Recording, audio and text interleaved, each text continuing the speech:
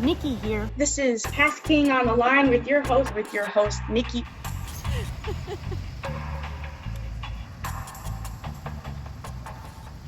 Hello, everybody. This is KastKing On The Line with Nikki, and today we have a very special guest. We have Mr. Al Noraker here with us. Hi, Al.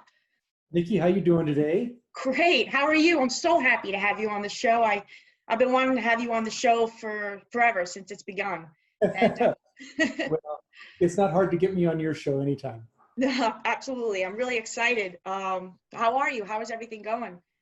Absolutely great. We finally got a little bit of winter up here. I live in Colorado, so we've had a very warm summer, a very warm fall. We've been waiting rather impatiently for the cold weather to come so we can get some ice fishing going on and build up some snowpacks so we have good fishing next summer. And it's starting. Yeah, this last week, in fact, I went out last Sunday ice fishing, and it was -8. So it was definitely getting down there enough to make ice, and it's perfect. That's cold. I'm from New York, and I don't miss the cold at all. I really don't. I got spoiled when I moved to Florida because I live in Florida now, and I have the Florida blood. So anything below 70 degrees, I'm a big baby and I'm freezing. Well, I grew up in Montana. Oh, wow. So even here in Colorado, Florida, it's significantly colder than in Montana for sure. Oh my, I can imagine so. Yeah. And you said you grew up in Montana.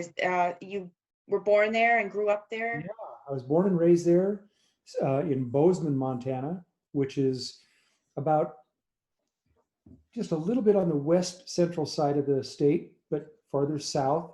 We're only about 80 miles north of Yellowstone Park, right in the Gallatin Valley. It's an absolute stunning place to live. Beautiful. Town was very small. When I grew up there, of course, I'm an old guy, so this is a long time ago, but when I grew up there, the town was only about 12,000 people. And today it's about, I think they're saying 60,000 to 70,000 people, so it's grown a lot.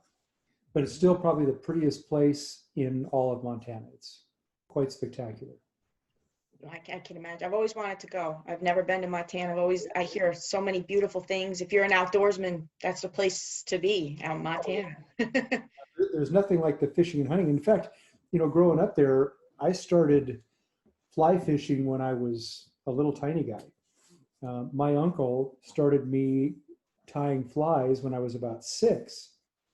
And when I was 8 years old, I was actually tying flies for a fly shop in Livingston, Montana, called Dan Bailey's. Very famous fly shop. In fact, Mr. Bailey himself I remember the first time, I don't know if you're interested in the story or not, but I'll tell it. Yes, absolutely. So I had been practicing my fly tying skills. Thought I was getting pretty good, right? I'm 8 years old.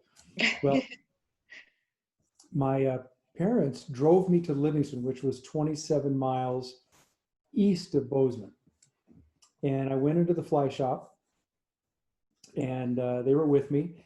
And I said, Mr. Bailey, I'd like to tie flies for you, because at that time, flies weren't imported from other countries. They were pretty much all tied here.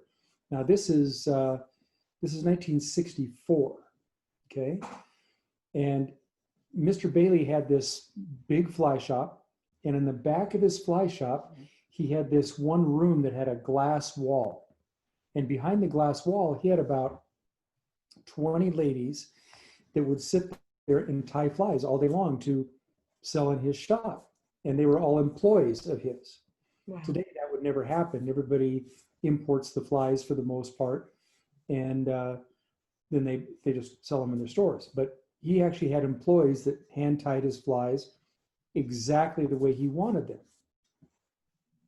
So he kind of looked down at me and he said, "Nah, you're not old enough to do this." And I said, "Yes, sir, I can do this. I promise I can." And he looked at my mom and he said, "Is he serious?" And she said, "Serious as a heart attack. He definitely can do this." So he said, "Okay." And he took me back behind this glass wall and he sat streamer type woolly bugger, similar fly. And he says, she's going to teach you exactly how to tie a bitch crick the way I expect it to be tied. And he says, if you can do that, if you can learn how to do it, you have to buy all your own hooks, all your own materials. And for every one that I accept, I'll pay you a quarter. I said, yes, sir, Mr. Bailey. And I walked back there and, sorry, my dog is scratching. I don't know if you can hear that or not. That's awesome. I sat there and I listened to her and watched very closely, and she taught me how to tie a bitch crick. So I'd go home, and for the next month, I tied hundreds of bitch crick flies. My parents would drive me back over to Livingston, set it down. That wasn't good enough. And he'd look at another one. Okay, that one's all right. And about 1 out of 5 he would accept. And then he'd pay me a quarter for every one that he would put in his store. All the other ones I would take back with me, and my dad would sell them in his barber shop. So that's how I started tying flies. And so I've been a fly fisherman since, well, that's the first thing I learned how to do in fishing is fly fishing. So, yeah, and in fact, today, right out in my living room, I still have. Sorry, froze up there for a second. Okay. You said in your living room, you still have, what do you have? Yeah, I still have my fly tying. Oh my gosh. Really nice fly tying setup. So all the materials are there and the vise is set up, and I can just sit down and tie up a new pattern that I've created or whatever. You started out the hardest kind of fishing as a little child from the beginning, the hardest kind, and went from there. That's amazing. And my mom and dad, neither one of them liked to fish. They didn't like to hunt. They were not outdoors people at all. But my uncle, he's actually my cousin. I call him my uncle. Tom Russell is the one that taught me everything I know about fishing today. I mean, he would take me fly fishing when I was a little tiny guy, taught me how. Wow. With him every year until I left for college. And we still fish now. He's 85 years old. He lives in North Dakota in the summers and just bought a new walleye boat. So he fishes for walleye in the summer, and he golfs down in Arizona in the wintertime. That is unbelievable. Yeah, so we still golf and fish together, and that's been 60 years we've been doing that. Now you talk about your family. Do you come from a big family? Do you have a lot of brothers and sisters? I come from a very small family. Really? My sister was about 9 years older than me. So as I was growing up, I was probably 8. She was already off to college. So we didn't spend a lot of time together then just because of our age difference. I didn't have any other brothers or sisters. But my sister and I are very close now. She lives out on the East Coast in Chantilly, Virginia. And she's got a bunch of kids, and actually a son and a daughter, and they've got a bunch of kids. And so we get together from time to time, but yeah, pretty small family. Wow. Now, is this something that you went to school for, what you do now, fishing and outdoors? Is this something or completely different? Yeah, that's a great question. It's interesting. So really the passions of my life have been outdoors and photography. So my degree is actually in film and television production. Right. Yeah. So when I went to school at Montana State and got a film and TV degree, the whole time I was in college, actually when I started in high school, I started my own business, and I did portraiture and wedding photography and all that kind of thing. It kind of helped put me through college. When I graduated from college, I got a job in Spokane, Washington, working as a photographer, an apprentice photographer for a wedding studio over there. Wow. And did that for a pretty short period of time, actually, because turned out to be a real crook, actually. He wasn't a very nice guy. He didn't treat customers very well. I don't know how he stayed in business as long as he did, but I could not in my mind, I just couldn't work for this guy. He was doing things that I thought were not very nice. So here I was right out of college, had my dream job to be a wedding photographer. I was going to do that. That day that I left the photo studio, selling insurance door to door. Wow. And I'll tell you what, it's a humbling experience selling insurance door to door. But it's a great way to kind People of, skills, right? yeah, people skills and understand what you want to do for the rest of your life. And that's not what I wanted to do for the rest of my life. So I have this photography degree, different job. So I ended up going to work for a company called it was called Color Tile Paint and Wallpaper. It was part of the Tandy Crafts company. So I was going to hopefully be a store manager for them someday, and was selling floor tile and carpet and all this kind of stuff, just trying to make a living, because I wasn't a photographer anymore. And did that, and I was transferred out to, within about 5 or 6 months, they gave me my own store. They transferred me to Beaverton, Oregon. Wow. I had no idea where Beaverton, Oregon was, never heard of the place. We're going to make you a store manager at this Beaverton, Oregon store. I said, great. I said, when do I start? He says, tomorrow morning. I said, tomorrow morning?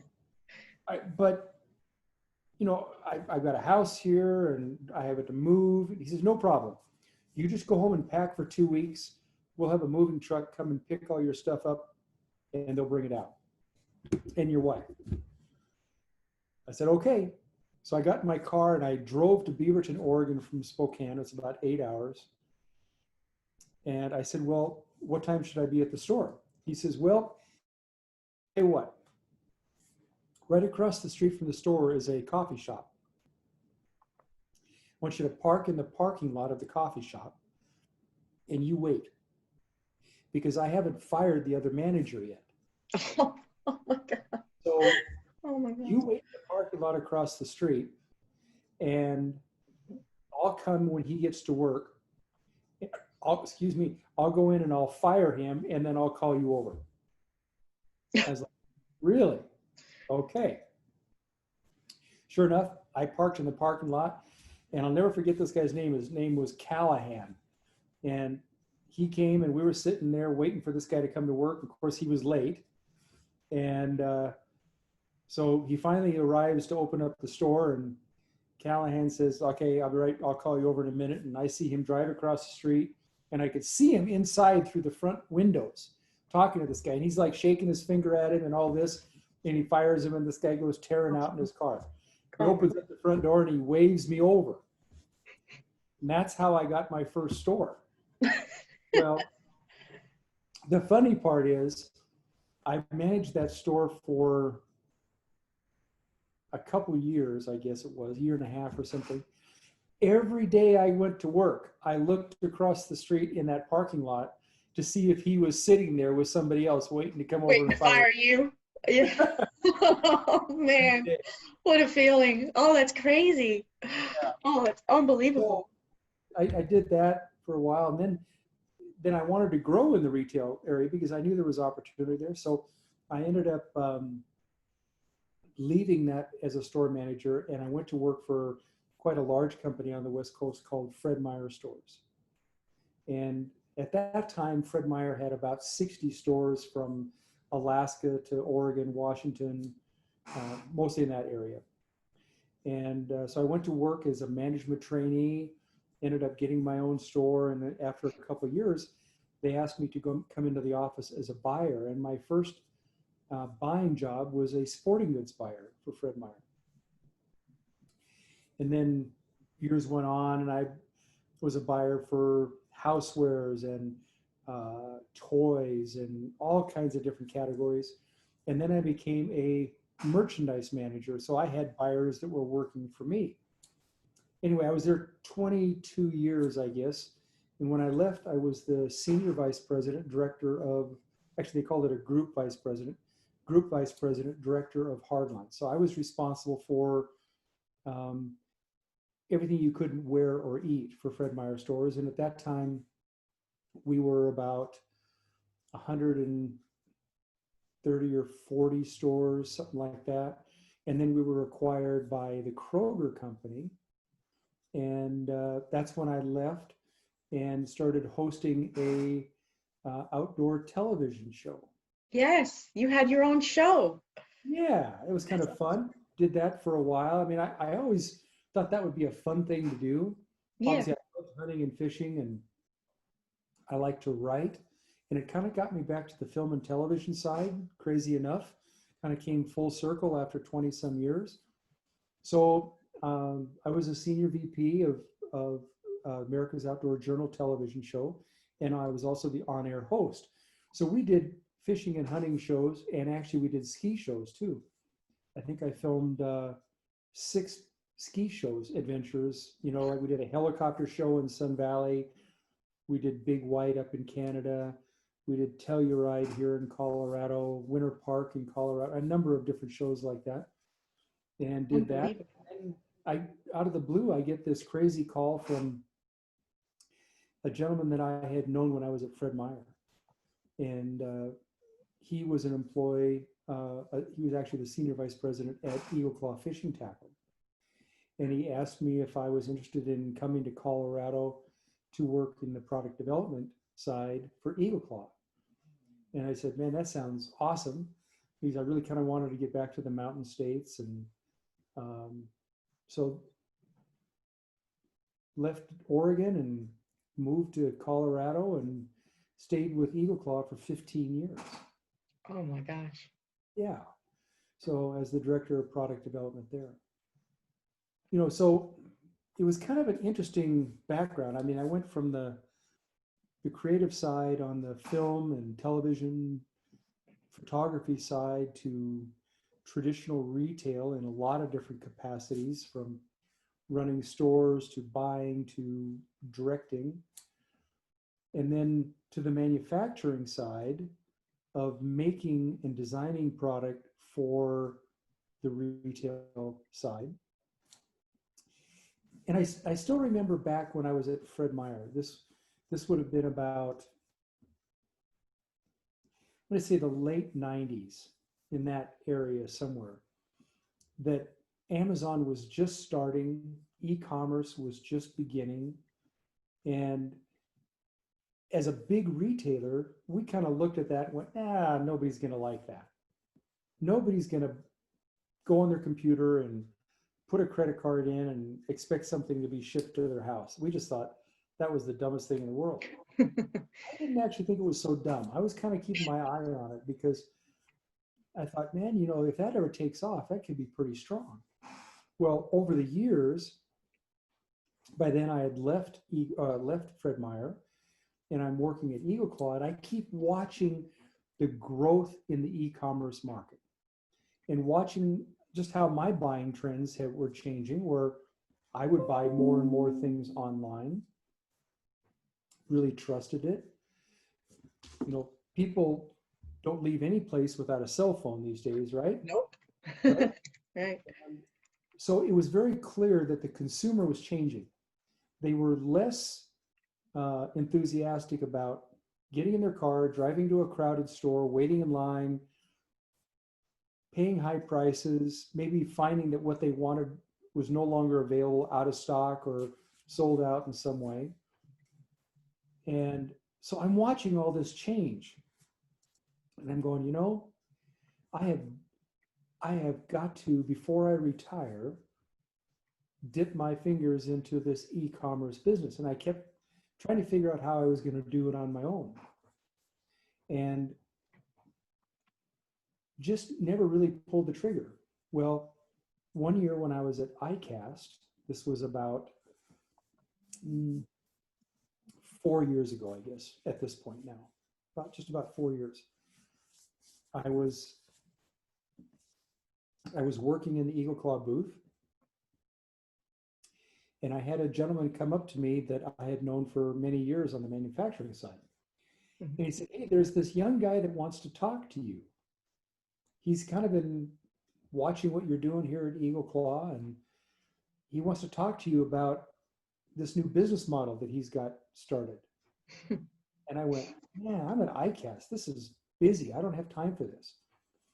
But I decided that when he said e-commerce, it intrigued me enough because I've been thinking about it anyway to make a little bit of time after the show. And so, of course, that gentleman was Tate, the owner of KastKing. Wow. Tate and I met for about 15 minutes, no more than that. And I listened to him talk about this business model that he was creating.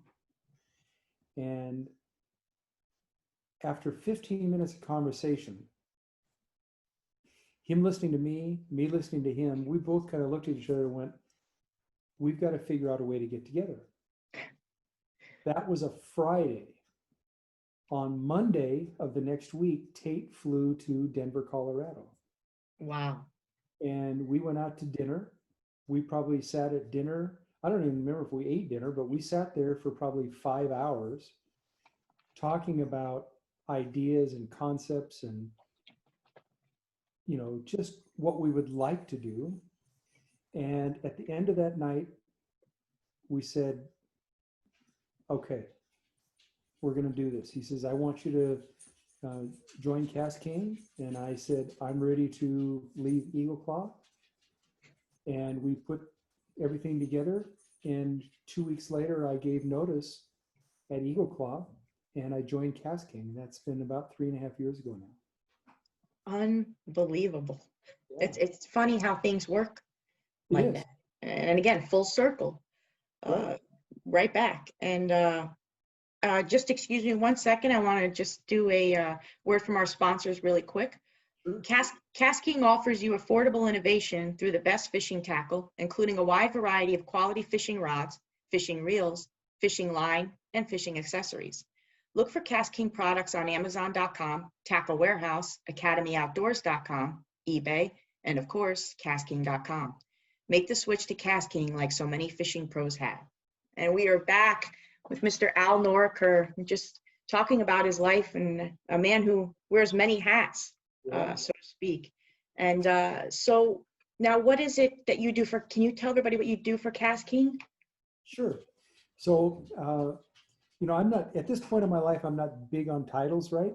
But, you know, I'm just an employee. I'm, you know, one of the people that tries to make KastKing bigger than it was yesterday. And that's what we do every day.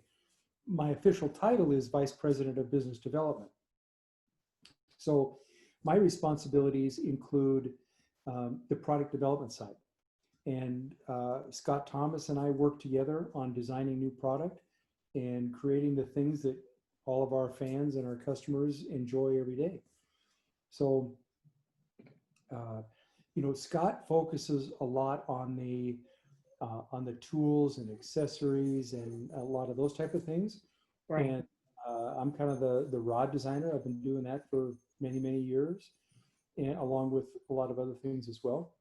But in addition to the product development side, I also work kind of in the bigger picture to develop overall business at KastKing. And that is through programs like our Pro Guides and our Pro Anglers. I work a lot with our big accounts like Tackle Warehouse. Academy Sports is a new account for us. So I'll go meet with those buyers and present new product ideas. And we look at ways to, first of all, and most important, drive their business. How do we make them bigger, more sales, more successful? And of course, then that helps us grow as well. So I kind of wear a lot of hats when it comes to that.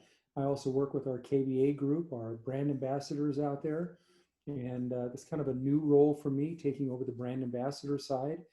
But I'm quite excited about working with our 3 brand ambassador managers and our brand ambassadors themselves. What a tremendous opportunity. We've got them all across the country. These are like the ultimate KastKing fans, the ultimate outdoor fans. They just happen to like using KastKing product. And they spend a lot of their time telling the rest of the world about why they enjoy using KastKing products. So they're an important part of our marketing plan, because KastKing being an e-commerce retailer, we don't spend a lot of money, if any, on traditional advertising. print, television, that type of thing. We just don't think that's the biggest payback. Yeah. We like to go direct to the consumer, either through our own videos and still images, and by using our brand ambassadors and other fans to share the KastKing story with virtually anybody who will listen. Right, absolutely. And we're so excited to work with you. And like they say, especially for you, I mean, if do what you love, you never work a day in your life. And this is your passion since you were a little boy. Yeah. This is exactly what you're born to do. Yeah, there couldn't be anything that makes more sense for me. You know, from the business side, you know, I've been fortunate to experience a lot of different things at different levels, from both the retail side, consumer product side, and manufacturing for the consumer product side. And then from the outdoor side, you know, still to this day, if I'm not here in my office, I'm either hunting or fishing or doing something outdoors. I mean, that's just my lifestyle. I raised my kids to do the same thing. My oldest son lives in Alaska. He actually guided in Alaska for about 10 years up there. He's a exceptional fisherman. I mean, really good. Puts me to shame. My youngest son is a EMT fireman, but he's a passionate guy about hunting. Doesn't care as much for fishing. He doesn't really have the patience as much for the fishing side. But I tell you what, you put a rifle or a bow in his hands, and he's an exceptional hunter. Very, very good. And he just got married, and his wife is interested in the outdoors, duck hunting and deer hunting, and you know, all that kind of thing too. So our whole family is really kind of focused around that. And I'm really proud to say that my oldest son up in Alaska has two beautiful daughters, my incredible granddaughters, Carly and Allie, and they love fishing as much as we all do. Oh, that's wonderful. In fact, both of them, when they were between 3 and 6 months old, I made special 4-piece fly rods for each of them with their names on it. So just to, you know, obviously they're not going to use it then, but It's they'll something always have those special. fly rods. They'll have it forever. When they were first born. I have, in fact, if you were to look at my phone right now, you would probably think I am like the crazy grandfather. Literally thousands of pictures on my phone of them fishing either here in Colorado or up in Alaska with me. And we've done a lot of videos. In fact, there was really kind of a fun video. If anybody wants to go back to our YouTube page, there's a video that I made with Allie when she was 4 about how to successfully take really little kids fishing. And, you know, it's not just a matter of putting a rod in their hand and teaching them how to cast. It's about how to make kids enjoy the sport. You know, what brings them back again. And it's all about making it successful, finding an area where you can actually get that fish to be pulling on their rod because they like to have something Reaction. because they lose attention pretty quick. You know, you got to make them comfortable, have, you know, snacks and food along, got to make sure they don't get sunburned, all those kind of things.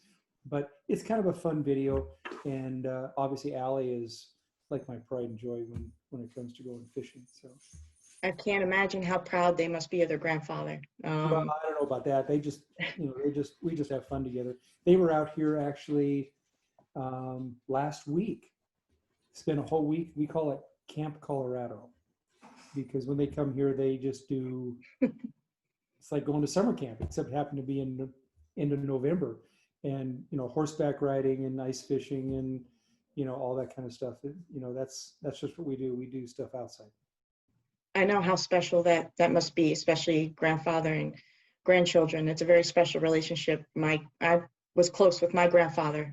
He was we weren't outdoors when I was younger. It was music. My grandfather worked for Wurlitzer, And he actually made instruments for a living. He made violins and cellos, and he actually, how you made the fly rods for your grandchildren, he made me my very first violin when I was 6 years old.